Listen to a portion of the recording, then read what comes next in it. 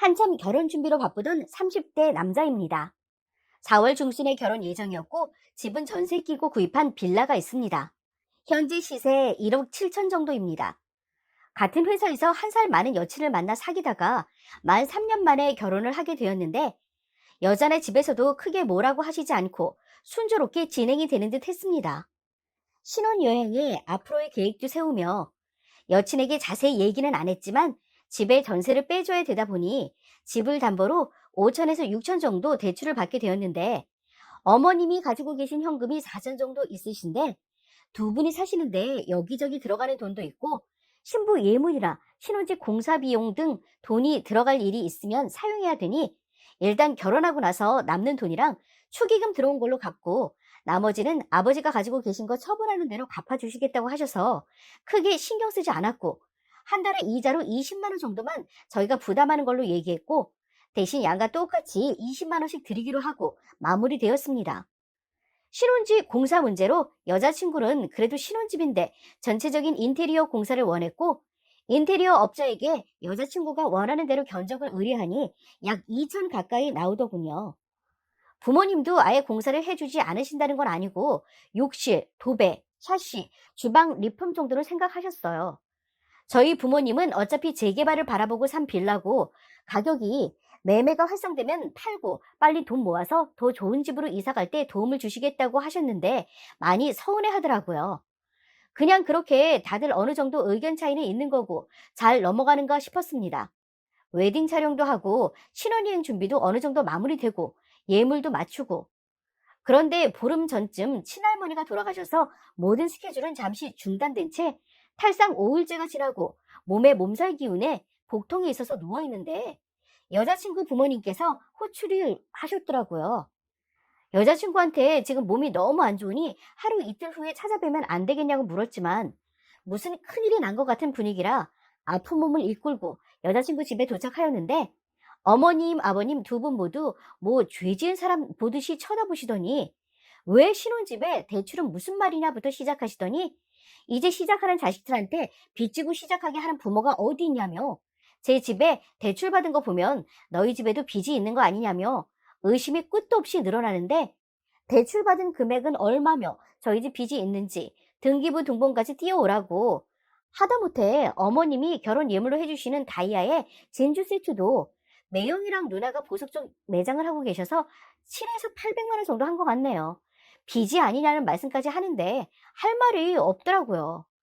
여자친구는 옆에서 아무 말 없이 앉아만 있고 억울하기도 하고 그럼 부모님들이 원하시는 대로 뛰어다가 오해 풀어드리겠다고 나와서 집으로 왔는데 여자친구 또한 왜 결혼 날짜 잡을 때까지 그런 대출을 받은 걸 얘기 안 했느냐며 절 믿을 수 없다는 듯이 말하는데 부모님이 갚아주시기로 하신 거라고 해도 부모님을 자기가 어떻게 믿냐는 말에 그냥 돌아왔습니다.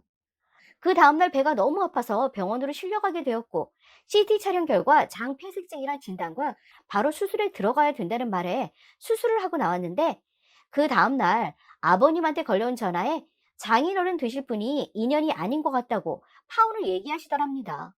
아버님도 그 대출 문제는 간단히 들으셔서 저희 집 등본부터 통장 사본까지 모두 보여주겠다고 말을 했는데도 파혼을 얘기하시는 거 보고 저희 아버지는 아픈 아이 두고 그러지 말고 몸이나 추스리면 얘기하자는 말도 거절하시더군요. 여자친구는 그 이후 저에 대한 믿음이 없어졌다는 말뿐 차갑게 돌아섰고 병원에 누워서 일방적으로 파혼을 당했네요. 참고로 대출부터 집 공사 모두 부모님께 신세를 지게 된 건 이제까지 모아놓은 돈을 집 사는 데 쏟아부은 터라 현재 가진 돈이 1,000만 원 안팎뿐이에요. 차 사는 것도 미루며 나름 모았다고 생각했는데 많이 모자르더라고요. 그리고 저희 집은 아버님, 어머님 연세가 있으셔서 일은 안 하시지만 두 분 장사하시면서 연금 부어 놓으신 거랑 모아 놓으신 돈 약간, 그리고 지금 살고 계신 집이 종로의 단독주택인데 한옥이라 시에서 보상으로 매입해 주는 가격이 8억 안팎 정도인 걸로 알고 있는데 할머니도 돌아가시고 저도 장가 가면 집이랑 이것저것 처분하시고 10억 좀 안 되는 돈으로 조그만 빌라 하나 사서 두 분이 사시고 나머지는 월세 받아 생활하실 계획이세요. 노후는 두 분이 알아서 준비해 놓으신 편이고 오히려 집 팔고 저희 이사 갈 때 모자라는 건 좀 보태주실 생각이셨습니다. 여자친구 집은 아버님이 예전에 사기 받으셔서 재산 다 날리시고 공사 일까지 하시며 벌어서 사놓은 1억 정도 하는 빌라가 전부이고 지금 하시는 일도 시에서 운영하는 건물 관리해 주시며 한 달에 얼마 안 되는 월급으로 두 분이 생활하고 계시고 그런 상황에서 아들은 없으시고 딸만 둘입니다. 아무래도 몇 년 후부터는 어느 정도 도움을 드려야 될 것 같은 상황이죠. 저희 아버님은 저희 집 등본부터 모든 통장 사본, 주식, 저산의 땅 문서, 서해안 고속도로 개통 전에 주위에 권유로 사오신 게 있는데 크게 오르지 않고 돌산이라서 건설 회사에서 골재용으로 5천 정도에 사려는 회사들이 있던 걸로 아는데 그때 당시 산 가격에 팔면 등록세니 세금 낸 거 오히려 손해니 그냥 가지고 계시기로 한 조그만 산이 하나 있습니다. 모두 만들어 놓으셨더라고요. 몸 추스리면 가져다가 저 억울한 거나 풀고 오라시는데 사실은 아버지가 앞에서 힘든 내색은 못 하시고 끙끙 앓으신 것 같더라고요. 정말 묻고 싶습니다. 제가 그렇게 잘못한 건지. 여자친구 예단, 혼수, 결혼 비용 모두 합쳐서 5천도 안 되는 돈으로 결혼하는 게 모자른 건지. 제가 설사 빚을 갚아야 하더라도 1억 7천 중에 2, 3천을 대출받아 시작하는 게 부족한 건지 정말 모르겠네요. 그리고 파혼 당했다는 것보다 수술하고 아픈 사람 그렇게 떠나갈 수 있는 건지 3년이란 시간 동안 그래도 사랑했던 사람한테서 받은 배신감 때문에 아무리 아무렇지 않은 척을 해도 가슴이 회행하네요. 추가입니다. 방금 퀵 하나 받아서 봤더니 제가 줬던 물건들이 들어있네요. 집에 컴 고장 났다길래 쓰던 노트북 결혼할 때까지 쓰라고 줬던 거랑 버버리 가방이랑 커플링, 목걸이, 발찌에 옷들은 다 어디 갔는지 모르지만 연락은 받지도 않고 뭔가 대화를 해봤으면 하는데 카카오톡, 문자 아무런 답도 없더니 퀵 보낸다 한마디에 물건 받고 나니 이게 뭔가 싶고 여기 여친 입장을 듣고 싶다는 분들이 계신데 얘기를 더 하자면 그전부터 아파트에 살고 싶다는 얘기도 했었고 집이 마음에 안 들어 하는 것도 있었습니다. 그리고 아버님이 사기 당하시고 방 2개 월세에서 생활을 했던 터라 집에 대한 욕심이 좀 있던 것도 있고요. 그런데 그렇게 중요한 문제를 얘기 안 했다는 게 가장 큰 것 같았어요. 더 이상은 대화 자세를 피하고 있어서 더 이상 자세히는 물어볼 수 없지만 저를 믿을 수 없다는 거라고 내가 이 상태인데 지금 당장 이렇게까지 해야 되냐는 말에도 넌 자기 잘못을 모르고 남 탓만 한다는 말뿐 그리고 부모님이 안 갚아줄지 어떻게 아느냐는 분 계시고 그 연세에 벌이가 없으면 안 갚아줄 수 있다고 하시는데 아버님 연금에 어머니 고 환갑이시라 받으시면 두 분이 합쳐서 100만 원 좀 넘으실 거고요. 3, 4년쯤인가 작은 외삼촌이 게임장 하시는데 3억 정도 투자하셨는데 1, 2년 만에 무슨 비리 사건이 터지면서 허가가 취소되면서 게임장을 못하게 되면서 많이 손해보셨는데 그때 기계들 그냥 성인 게임장으로 어떻게 기계를 돌리시고 있으신 건지 잘은 모르겠는데요. 거기서 주시는 건지 얼마씩 외삼촌이 어느 정도씩 주시는 걸로 알고요. 그리고 지금 살고 계신 집이랑 이것저것 처분하시면 8에서 9억 정도는 되는 걸로 알고 있습니다. 그걸로 저희 동네에 조그만 빌라 하나 사셔서 두 분이 사시고 남은 돈으로 오피스텔이나 원룸 사셔서 월세 받으실 계획이시고요. 그럼 한 달에 400에서 500 이상은 수입이 되실 걸로 생각하고 계십니다. 그걸 제가 나중에 둘이 돈 좀 모으고 지금 집 팔고 이사 갈 때 서울의 아파트 전세나 수도권의 아파트를 사서 갈 때 좀 도와주실 계획이십니다. 그리고 그 대출받은 돈 지금 당장이라도 갚을 수는 있어요. 제가 가지고 있는 돈이랑 어머님 가지고 계신 돈 하면 얼추 되는데 제가 가지고 있는 돈은 이제 결혼도 하면 10년씩 된 아반떼를 계속 끌고 다니기도 그렇고 차를 바꿀 생각이었고 어머님이 가지고 계신 건 예물이랑 함 꾸미고 할 꾸민비도 있고 돈이 들 것 같으니 일단 결혼하고 나서 남은 돈이랑 부주금 1, 2천 정도로 나올 테니 그 돈이랑 해서 바로 갚을 생각이었고요. 근데 이런 사실을 저도 이번에 좀 자세히 알게 된 거지, 저도 자세하게까지는 알지 못했고, 사실 부모님 재산이니 도와주시면 감사하지만 아니면 어쩔 수 없는 거니 물어보지도 않았고요. 그리고 예단 예물 줄여서 갚으라고 하셨는데, 저희 여자 쪽에 예단 500 받기로 한 거 말고 부모님 현물 예단이나 하다못해 옷 한 벌도 안 받으시겠다고 사양하셨습니다. 여자 예물 700 정도의 화장품, 한복, 정장, 지갑, 가방. 가방은 신혼여행 이탈리 계획이라 현금으로 1, 200 주시기로 하셨고, 금놀이개, 쌍가락지 준비하셨고요. 제가 받기로 한 건 그냥 현금으로 500 주신다고 하시더라고요. 한복, 정장, 시계, 반지하라고 그 외에는 저희 살림만 딱 하기로 했습니다. 신부한테 주는 건 저희가 어느 정도 생략하려고 했는데 어머님이 부모 없는 결혼하는 것도 아니고 본인이 능력되는 만큼은 해주시겠다고 하시고 일물 할 때는 여자 것만 다 골라놓고 저한테는 처가에서 반지 해주시겠다 얘기 없으시면 그냥 네 건 생략하라고 하셨고요. 어찌 됐든 내 능력이 좀 더 좋았으면 이런 일도 없었겠지만 이런 일들은 세세히 앞으로의 계획을 설명하지 않은 제 탓이겠죠. 뭐 일단 퇴원도 했고 몸 추스리고 부모님이랑 얘기도 많이 했는데 제 마음도 술이라도 먹었으면 전화를 해서 뭐라고 했을지 모르겠지만 병원에서 열흘 입원해 있으면서 술은커녕 꼼짝도 못하고 생각 정리했더니 남들은 참 쿨하다고 할 정도로 마음 정리가 어느 정도 되더라고요. 어머니 곧 환갑이신데 부모님 여행 보내드릴 생각이고요.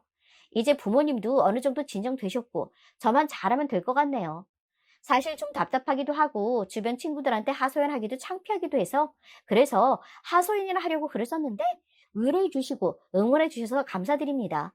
혹시 뭔가 후기라고 적을 게 생기면 다시 글 올리겠습니다. 그럼 추가 후기입니다. 병상에서 매정하게 파혼당하고 좀 담담한 일상을 살고 있었는데요. 지난번 저희 아버지께서 그래도 알릴 건 알려야 된다고 하셨잖아요. 유치하게 지금 와서 뭘 그걸 알릴까 싶어 묻어둔 재산 내역이 어찌어찌 신부의 귀에까지 들어가게 된 듯합니다. 그래서일까요? 파혼 선언하고 잠수 탔던 전 여친이 절 찾아왔습니다. 갑자기 괜찮냐고 죽을 싸우고 도시락을 싸우고 전 처음에 왜 이러냐 우린 끝난 사이라고 하니 자기가 다시 생각해 보니 만난 지 벌써 3년이나 되었고 감정 정리가 안 되고 자기가 부모님을 설득시켰다고 하는 겁니다. 다시 결혼을 추진하자고요. 그러면서 하는 말이 빚이 많지 않으니 그 정도 빚은 자기도 감당할 수 있다고 하면서 먼저 빚 얘기를 꺼내더군요. 그래서 제가 그랬습니다. 내가 아픈 상태에서 갑자기 파혼당한 것도 그 빚 때문인데 그냥 아무것도 아닌 건 아닌 것 같다. 난 이번 중에 이미 마음 정리가 끝났다고 우리 인연은 여기까지였던 것 같다고 말하고 조용히 끝내자고 말했습니다. 제가 비록 큰 상처를 받았지만 더 이상 그 상처를 후벼 파고 싶지 않았습니다. 그런데 그것 또한 제 생각일 뿐이었네요. 생각할 시간도 없이 일방적인 파혼 선언을 하고 그렇게 떠난 사람이 이제는 결혼하자고 하는데 차갑게 식은 마음이 이미 정리한 상태인데 전 여친 부모님까지 나서서 협박식으로 자기 딸내미 3년이나 사귀면서 할 거 안 할 거 다 한 사이이니 책임지라고 나오는데 그나마 남아있던 정이 다 떨어졌습니다. 결혼 안 하고 책임 안 지면 경찰에 고소한다느니 뭐니 개소리를 해대서 결국은 저희 부모님까지 나서서 고소해라 변호사로 대응한다는 소리까지 나오고 큰 소리가 났었네요.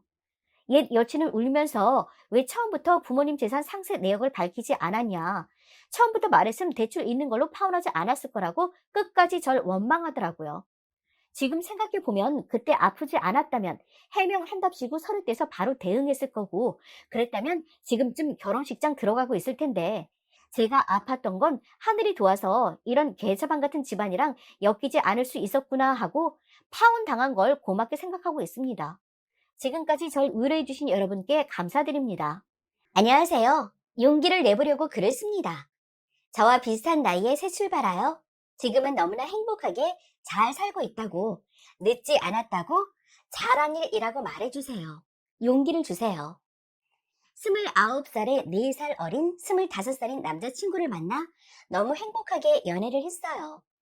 다투기도 많이 다퉜지만 하나부터 열까지 어디 끼워 맞춰 놓은 것처럼 너무 잘 맞았고 시간이 흐를수록 더 깊은 마음이 되었고 여행도 취미도 너무 잘 맞아 추억이 무지무지하게 많네요. 제가 31살 되던 해에 남자친구와 결혼을 얘기하게 되었고 남자 쪽 집에서는 남자친구가 아직 결혼하기엔 어리고 미숙하다고 4년 뒤에 했으면 좋겠다고 했어요.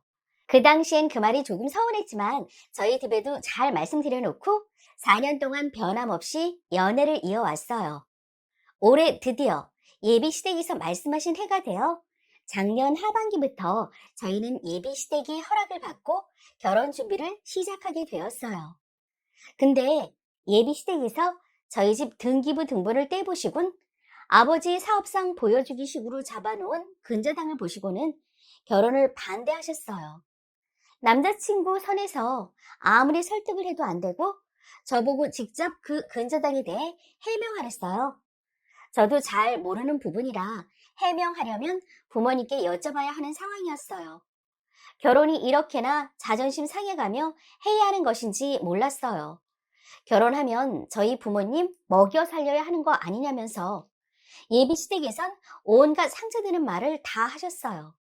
저희 부모님은 노후 준비 다 되어 있으시고 제 위로 언니 하나, 오빠 하나 모두 결혼도 하고 직업도 빵빵해서 부모님이 혹시나 노후 준비가 덜 되어 있다고 하더라도 예비 시댁에 도움 요청할 일 전혀 없고 하고 싶지도 않고 저희 부모님은 절대 그런 분들이 아니세요.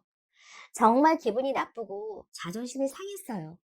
하지만 끝까지 제 편에 서서 제 옆을 지켜주는 남자친구 때문에 어떻게든 이 상황을 극복해 보려 했어요. 그러다가 제가 임신인 걸 알게 되었어요. 너무 두려웠지만 예비 시댁께 말씀드렸어요. 말씀드리자마자 전화가 와서 어디 병원에서 진료를 받았냐고 다 알아보겠다고 하시고 몇 주냐면서 그럼 몇 월 며칠에 관계 가졌겠네. 일부러 임신한 거 다 안다면서 수치심 발언들을 하며 절대 허락 못하니까 아기 지워라 라고 하셨어요. 좋게 말할 때 지우고 헤어지라고, 험한 꼴 보고 싶냐고, 우리 집안이 얼마나 무서운 줄 아냐고. 저는 세상이 무너졌고 너무너무 무서웠어요. 어떻게 저렇게 쉽게 아기 지워라는 말이 나오시는지. 저렇게 지우기 전날까지 거의 매일 전화하시고 찾아오시고 지우라고 오만 욕설을 다 하시며 돈이라도 받아내면서 저를 더 바닥까지 끌어내셨어요. 저도 버텨봤어요.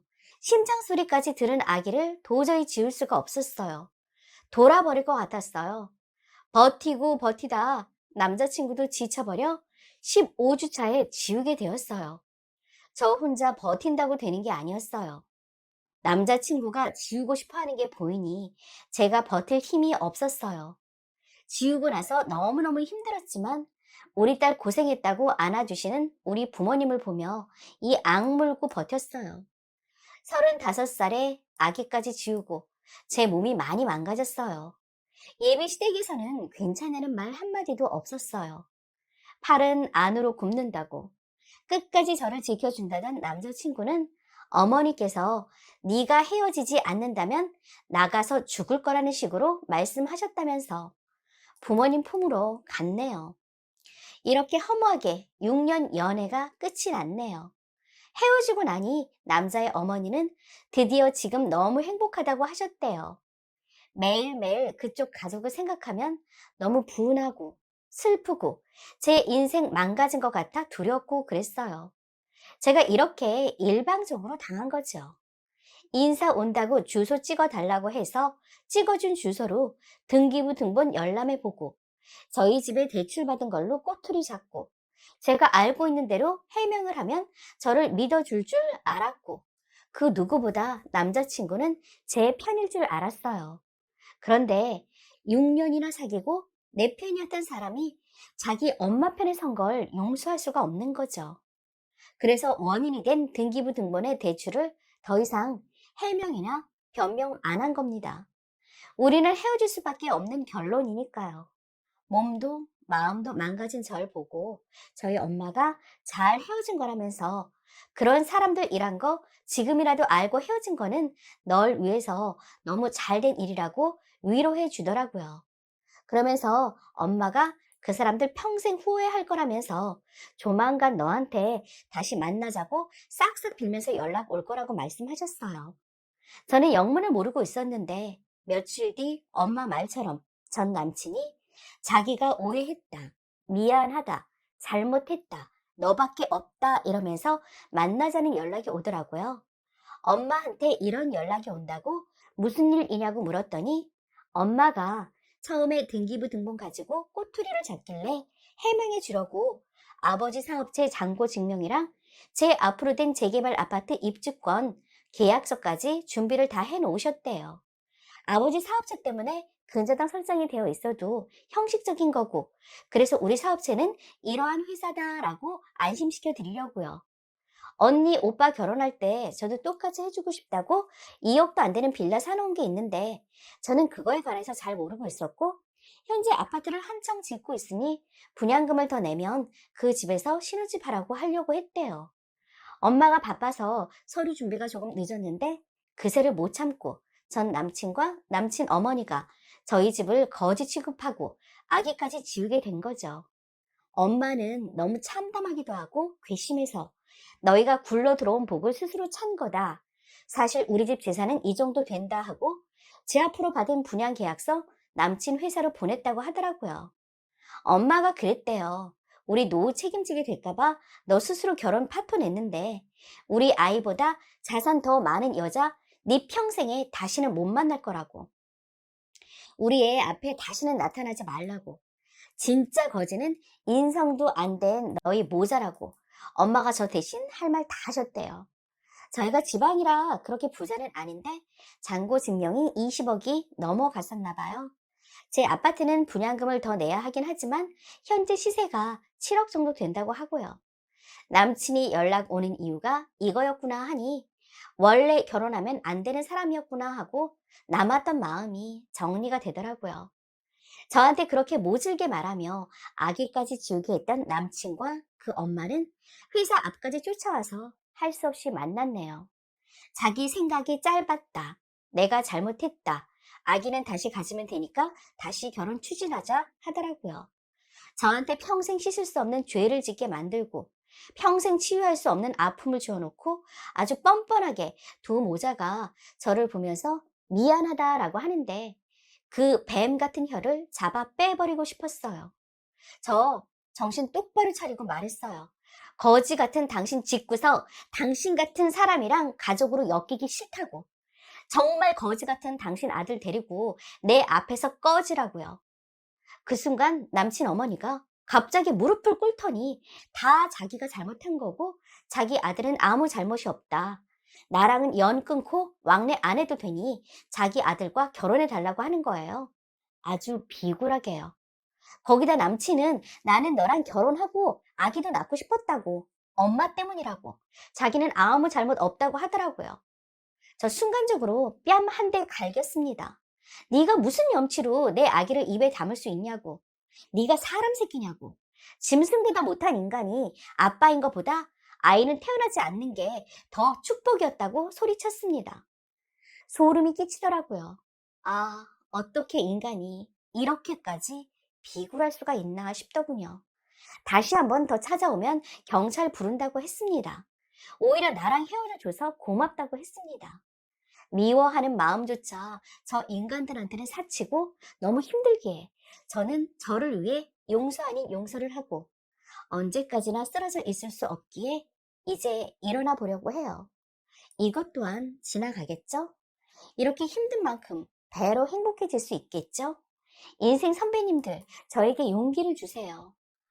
그 남자보다 제가 100만 배 행복할 거고 그 가족들보다 우리 가족이 더 행복할 거라고. 저 이제 꽃길로 가고 있는 중이겠죠?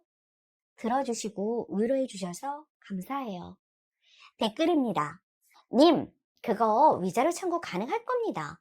물론 그 악마 같은 인간들 보는 게 힘들겠지만 정신적 피해 보상에 따른 위자료 청구하세요. 이대로 물러나기엔 지나가 버린 님 청춘이 너무 아깝고 아프잖아요. 지금이라도 소송하세요.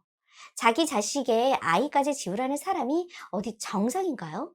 만약 결혼했으면 평생 을이 되어서 지옥 속에 죽지 못해 살았을 거네요.